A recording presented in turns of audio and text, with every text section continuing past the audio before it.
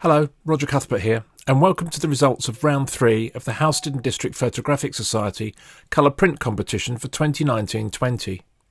As with the final round of our monoprint competition, due to the current situation preventing us from having our normal meetings, I'm pleased to say that our judge agreed to review and comment on your images via an online gallery. Once again, I've coerced a couple of almost willing volunteers to provide the voiceovers. So sit back, relax and enjoy the mastery of our members' photographic skills. Before we look at the images in this round, I thought we might take a quick look at the current league standings.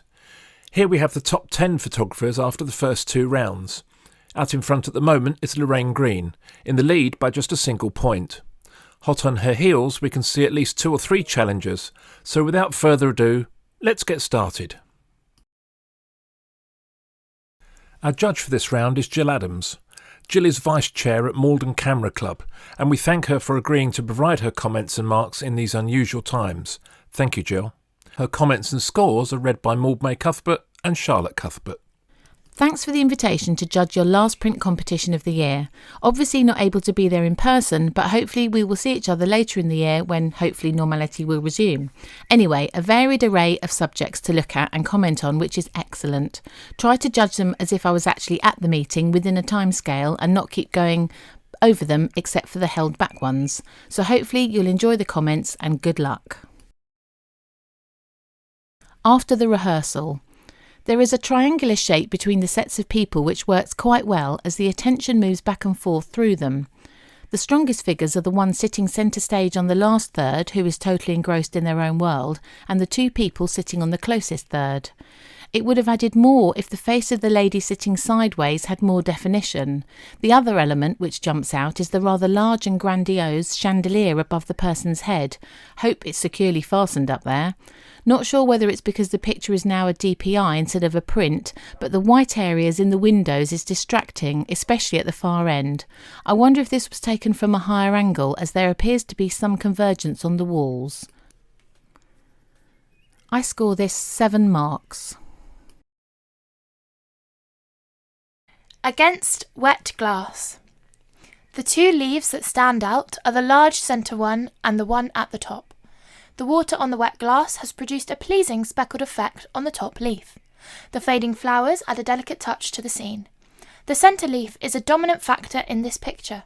It does appear to be a bit soft in focus, whereas the one behind it is sharp in comparison. Maybe a stronger effect would have been to soften all the leaves, as this could enhance the idea of the wet glass beginning to blur the details on the leaves.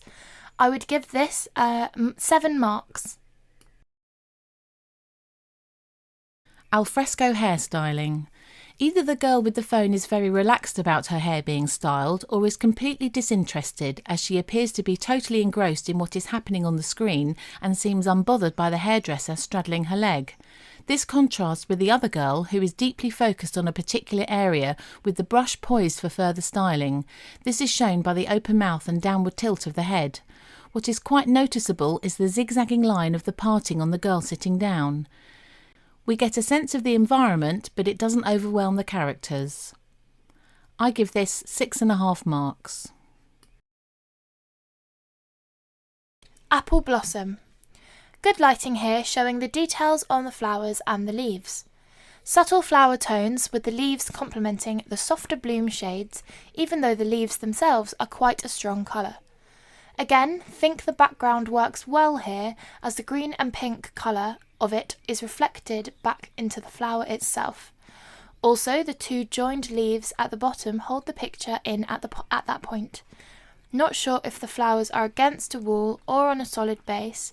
They do appear to be floating somewhat, but still an attractive arrangement. I score this 7.5 marks. Autumn in the stream. Certainly feel the sense of movement here with the froth on the water as the leaf makes its way down the stream. Think the reflection of the leaf in the water adds an attractive touch to the scene and emphasises the colour and form of the autumnal season. The area immediately to the front of the leaf is sharp compared to the other areas around the leaf which are less focused. This means that this area begins to fight with our leaf details for attention. This effect may be worsened because of the softness of the other areas and also that they are quite dark in places. I give this 6 marks. Autumn view.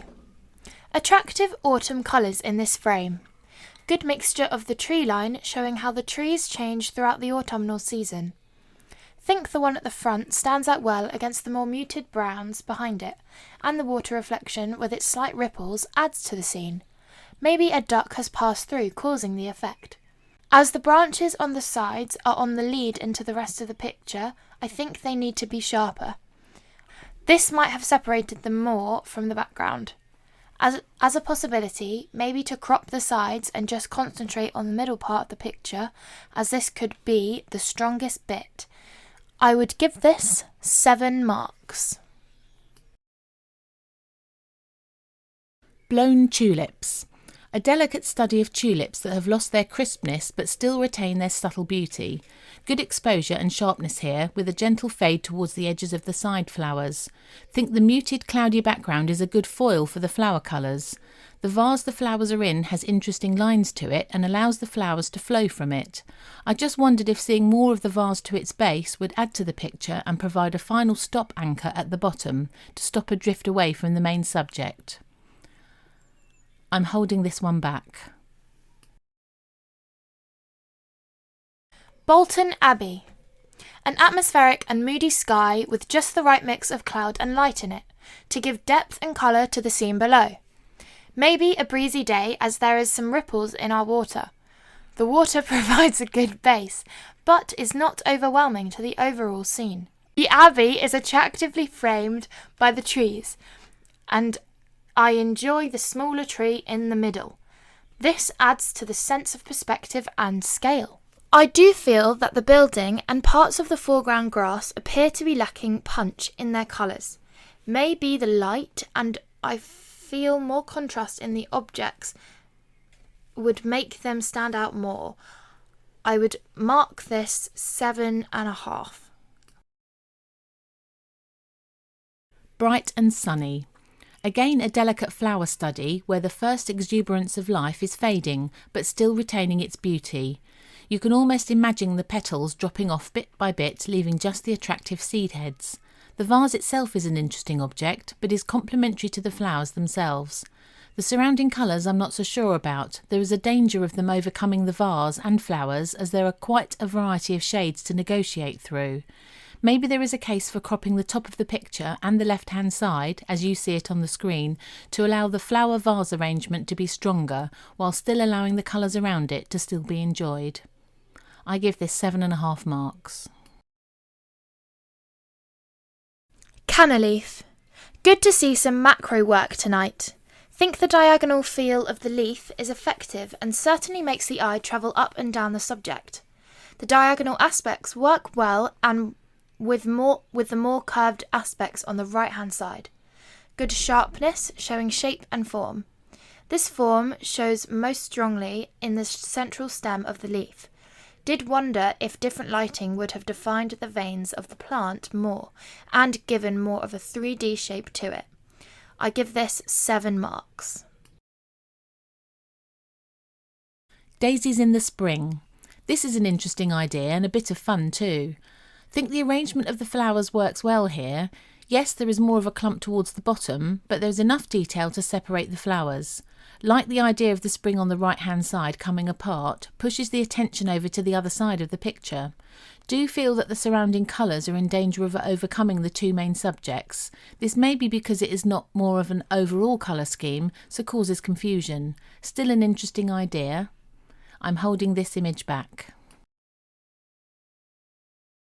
Doe and crow. Well captured scene of interaction in nature here, helped by the beautiful lighting showing up the fur on the deer and the feathers of the crow. Think it helps that one eye of the doe can be seen. The open eye provides a strong link between the bird's activity and the doe's acceptance or need of this. Background is out of focus and the softer colours allow the animal and bird to stand out. Don't think it matters not all of the doe is seen. It's about the relationship between it and the crow. I'm holding this one back. face behind the glass. This is quite a striking picture. Enjoy the framing of the face with the leaves. Think it helps that the sculpture doesn't have open eyes. It makes it more of a mystery what it's all about. Interesting textures in the picture. Is it cracked glass or on the sculpture itself? The challenge of doing this type of photo is putting your own interpretation on it. Think the photographer has achieved that here. I give this 8.5 marks. Fun at the hive. This looks quite scary, but the upward angle is very suitable for this architectural structure. Think the two children are well placed in the picture, and though the faces can't be seen, the splayed hands and peering into the abyss show their intrigue about what is below. This looks a difficult lighting situation, and I think the form and shapes of the hive are shown very well below the boys. Don't mind the softer outlines of the children. Just feel the area above them progressively loses its detail, which is a shame as this forms an integral part of the scene. I score this 7.5 marks. Gelada baboon. The photographer had better watch themselves with this alert baboon, eyeing them up. There's a touch of danger there. The lighting helps here, especially when it highlights the loose hairs on the legs and head, but the lighting is generally good on all the fur and certainly shows the layers of colour within. Background nicely out of focus, so it doesn't distract from the subject. I'm holding this one back. Gladiolus. Another rather lovely study of delicacy in flowers. Think the limited colour palette works well against that muted background. There is some bleed of the flowers into the background, but it still works. Thought perhaps the bottom of the stem was a weaker part of the picture as it fades, so isn't providing a strong base. Maybe a case of cropping it nearer the bit where it splits. I give this 8 marks. Glencoe Lochen. A moody atmospheric picture of Glencoe. Never been there, but gather the light changes frequently, so good opportunities for different pictures in the same spot. Think the light has caught the mountainside particularly well here, showing its shape through the sun. Enjoyed the clouds just creeping over the top of the mountain too. The strength of the mountain and the sky is complemented by the changing colours of the trees and water. The little islands in the water add sense of scale too. I'm holding this one back. Going home. Late autumn/winter scene. A time of year where the low levels of light also enhance the scene. The picture certainly captures the colours of autumn leaves well here, and you can imagine the following path as it bends away from the start. However, think the start of the path is not so strong and can benefit from being cropped in half. This would allow the S shape, and also the figures would come more to the fore. Not sure what the object is behind the seat. Cat maybe, or a branch? It is slightly distracting because it's not 100% clear what it is. I give this mark 7.5. Goredale Scar. A hive of activity in this picture with a contrast between the activity of climbing and what appears to be painting. Think the lady in the coat is well placed against the rock, and it is striking that she appears to not be involved in any of the activities going on around her. It's a shame that the figure on the left-hand edge is going out of the picture, a case of cropping them out maybe. Perhaps it would have added to the picture if we could have seen what was on the object placed on the tripod. I give this 6.5 marks. Grebe with fish. Very well captured moment. Like the wet head of the grebe as obviously just come up from grabbing its dinner. Attractive water ripples flowing around the bird. Good sharpness and exposure of the grebe and the silvery fish. Do feel that the greens in the water are in danger of overwhelming the more subtle colours of the grebe and the fish. But very well caught, not easy. I give this 8 marks. Ha ha, said the clown. What an evil-looking character. Member of the cabinet, maybe? Think the diagonal angle where he leaps from the box adds to that sense of nastiness. In contrast to the glowing red eyes are the softer folds of the material. Even the box itself is crudely painted, matches the painting on the clown's face. Generally great lighting, think the black background works well, but maybe losing some detail at the bottom of the back left of the box. Sleep well. I'm holding this one back. Herald of Spring. Another rather fine flower study of this daffodil. Think it was correct to add an angle to the stem of the daffodil. Think the mottled yellow-blue background works well against the other elements here. There is a sharpness in the flower head itself, but it's losing this down to the stem and also into the pot itself. Think these elements need to be sharp as they form an integral part of the scene and are the lead into this beautifully lit flower head. I give this 7 marks. He's not picking up. Very busy scene in the cafe, so quite hard to pick out individual people. The photo does give a strong sense of activity, but there is also this feeling of disassociation with each other, even when sitting in close proximity. The light on the girl with the phone makes her stand out more from the rest, and she also has a greater degree of sharpness, which helps too. Captured the expression of annoyance and concern well in the picture. To an extent, the other people in the scene also distract the single figure. This is particularly the case of the half-girl behind her. Maybe if all the figure had been there, would have improved this.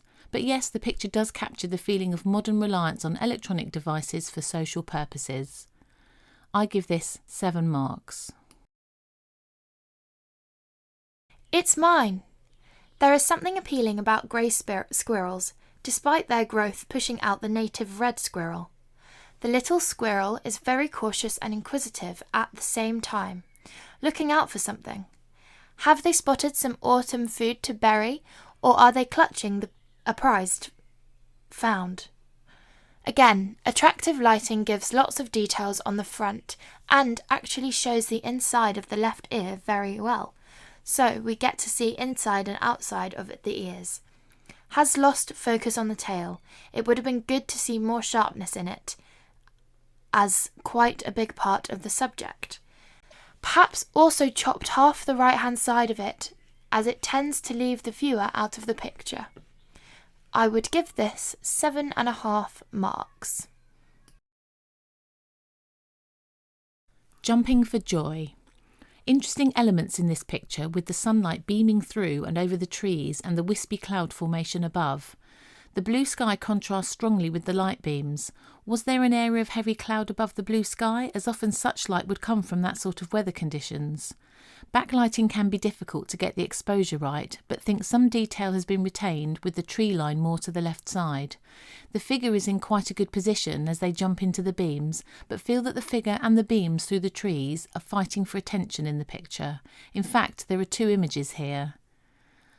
I give this 7 marks. Keeping watch. A good animal portrait here. Certainly captured the alertness, again if something is about to happen, just out of shot. The lighting here is more overcast, but still provides some toning and details to the animal's fur. Good to see a catch light in the eyes. Digital cameras have this effect of giving animals rather black, lifeless eyes. The background is generally fine, but the white ring at the bottom left could be toned down as it is a little bright. Also, the blue area creeping in at the right-hand bottom corner could be trimmed off too, as it is a little distracting. I give this 8.5 marks. Kingfisher, Lackford. Yes, again the lighting helps here with the picture highlighting the many blue-grey tones found in kingfishers. Lighting shows off the beak shape and colour well too. Background well out of focus, and that soft green enhances the tones of the bird itself. Might be inclined to crop some off the top.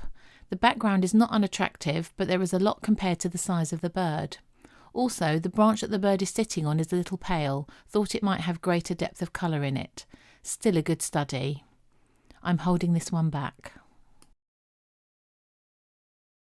Kipling's desk.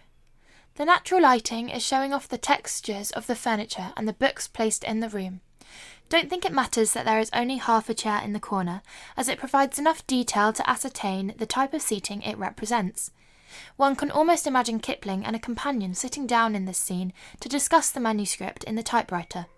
It's a bit unfortunate that the top of the picture and the mounted plate have lost their tops.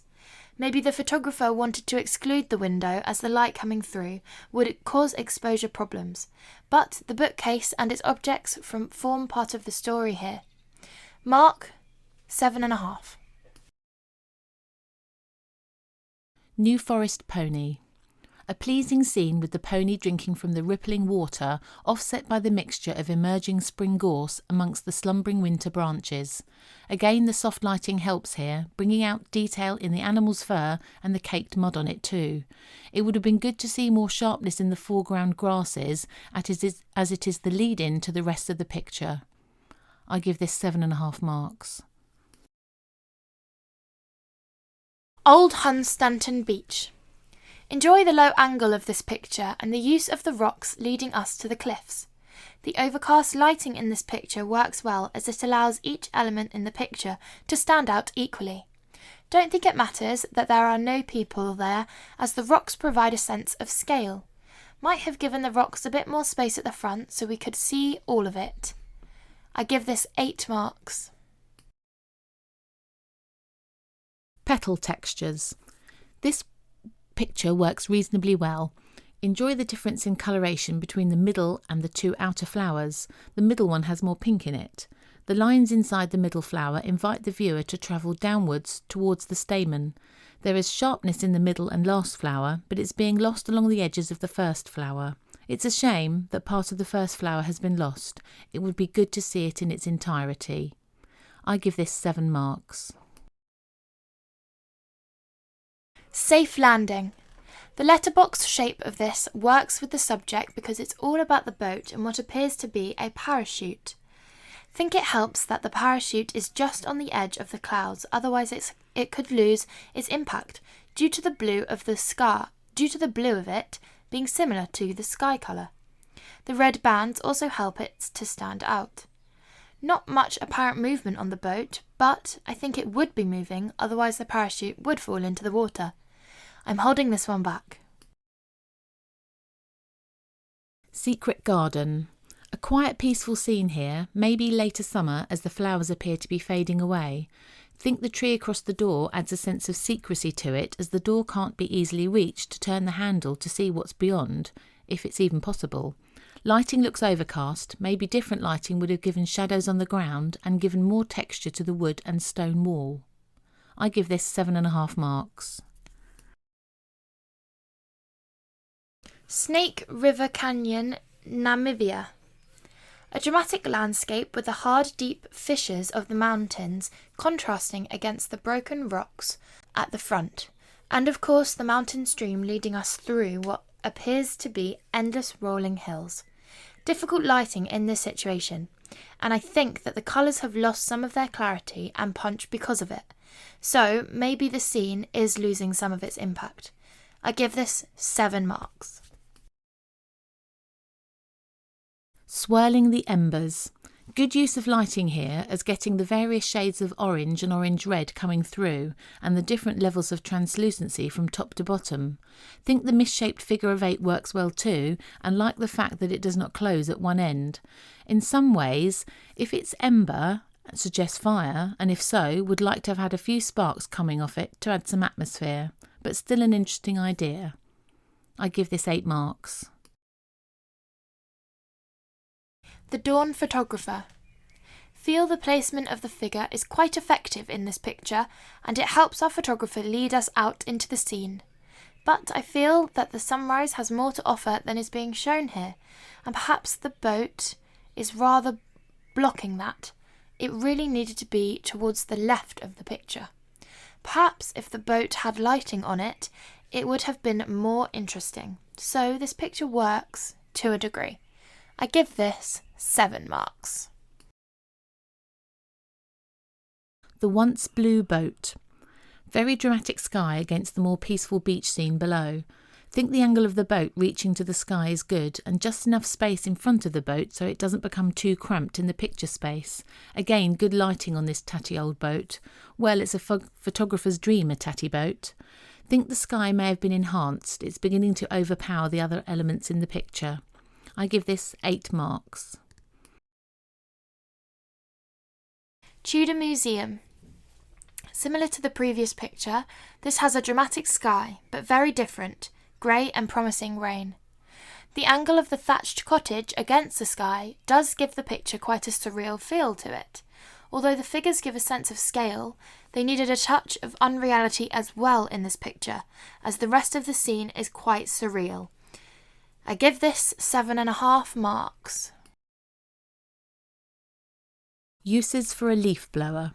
This is a fun picture and great expression on the boy's face, along with the crazy hair. Again, good skin tones and exposure, and like the shut eyes, presumably against the wind effect coming at him. It's a pity that the bush behind is growing out of his head, and also it would have been good to see a hint of the object blowing the wind at the subject. I give this 7 marks. Walderswick Dunes. Moody sky again, taken when the lighting is getting low, as detailed by the shadows cast by the dunes and the fence. Dunes are quite a tricky subject to take, as they often need another element to make them work, so I think the inclusion of the fence parts does this. As can be seen, the fence is having a losing battle against the growth of the dunes. Interesting sky with the clouds. Not 100% sure about the coloration of it, as it looks a tad unnatural against the tones of the grasses and the sand. Don't think it needs people in it. It's all about nature, and I suppose our attempts to protect it against damage that man can inflict on this fragile environment. I give this 8 marks. What dreams are made of. This scene looks so hot, dusty and barren. Think the animal in the background adds to that feeling of barrenness, as if there's hardly anything for it to eat. In contrast to this barrenness are these 2 young boys perhaps dreaming of becoming rally drivers, maybe through this harsh landscape. Their concentration and interest comes across strongly in the picture over what appears to be a common dream. I'm holding this one back. Willow warbler singing. This is a lovely study of a warbler singing away, and I have to say I don't think I have seen a picture of one of these yet, so it's a first for the author. Like the diagonal angle of the branch against the straighter aspect of the bird. Background well out of focus and complementary to the branch and the bird's colouring. There is some softness on the bird's front and its claws, but the head and the beak works very well. I'm holding this one back. Yellow-beaked hornbill. Interesting colours on this bird, and quite like the angle here looking up at the scene. The coloration of the eye has been captured well here, showing good detail, which does bring attention to the more muted colours of the head feathers. Think the lighting is generally quite harsh, and the tree and parts of the bird are lacking in clarity, and the colours look a little faded, i.e. on the beak and on the tree trunk. I give this 7 marks. Young herons. Again, good capture of these 2 young birds. Like the fact that one appears bigger and that they are both looking in the same direction. Fish supper, maybe? Again, lighting works well here, allowing us to enjoy the still downy feathers on these young birds. The yellow eyes also stand out on these birds, a particular feature of herons. I think if you crop half of the top off then the image would be stronger. I do feel that there is a temptation to drift out of the picture, away from the main subject. I give this 8 marks. So, that's all of the images, and 9 were held back. Here are the 9 images that were held back.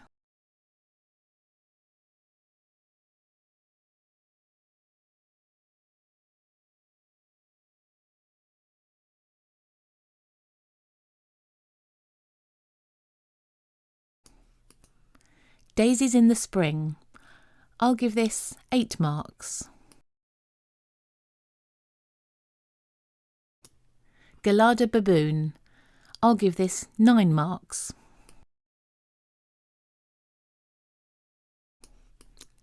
Kingfisher Lackford. I'll give this 9 marks.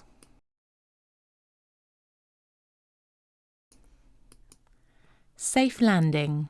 I'll give this 9 marks. Blown tulips. I'll give this 9.5 marks.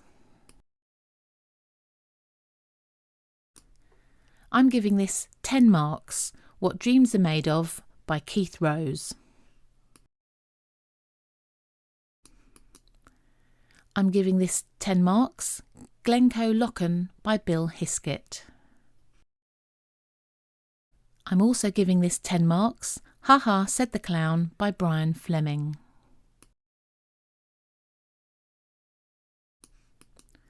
This also gets 10 marks. Doe and Crow by Lorraine Green. Here are the 4 images that scored 10 out of 10. My favourite image of the evening is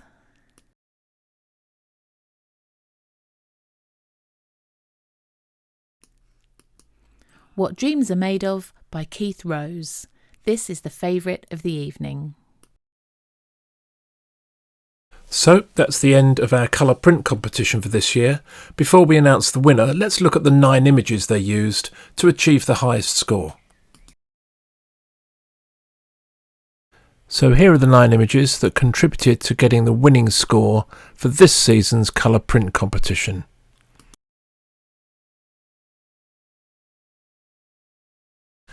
And with a terrific overall score of 57.5, just dropping 2.5 points in the whole season, our winner this year for the colour print is Lorraine Green. Well done, Lorraine. So that's it, folks, the final round of our final competition. We made it, despite all the challenges being thrown at us. Congratulations to all our members for providing a fabulous selection of photographic images in all of the competitions. You really should be proud of yourselves. And our thanks to Jill Adams for judging our last round, and also to Maud May and Charlotte for the voiceovers. Our In Isolation competitions continue, so please keep your cameras shooting and enter those competitions too, as we keep ourselves safe at home. Just one more thing to say, and that is I hope you also enjoy the bloopers. They just go to prove that however much you rehearse, it can still go wrong. Take care, everybody.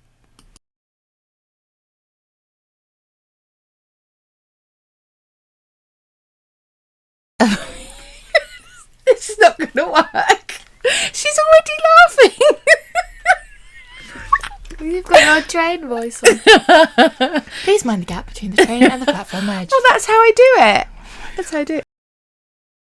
No, I've got this. Wait, have you already started playing it? It's running, yeah. Oh, I didn't know that. I shall just cut it all out. Against wet glass. I mean, come on now. Right. The centre leaf is a dominant picture. I think I've got dyslexia now. I actually can't read. Sorry, it's not a big deal. Start again. This is going to have more bloopers than content. Yeah, true. Are they ready for me? Okay, let's do this. Ow. Against wet glass. The 2 leaves that stand out are the large centre... I mean, they're just leaves. I know, that's like me with stick-on ducks. Oh. No, stick-on fish. Stick-on ducks. Apple Cora. Close. Cora. Okay, and breathe. Right, no looking. I'm not looking, that's why I've got my back to you. Juiced. Right, we need to start the scan, Rog. Just because I had a snigger and they're going to think I'm going to have to start that again. I'll do that again. I don't know what's happened to my voice. I'm giving this 10 points. No, wait. Did I say points or marks before? I do feel that the building and parts of the foreground, grass... Oh my god, I can't read! Okay, that's it for now, folks. See you on the next one. Take care.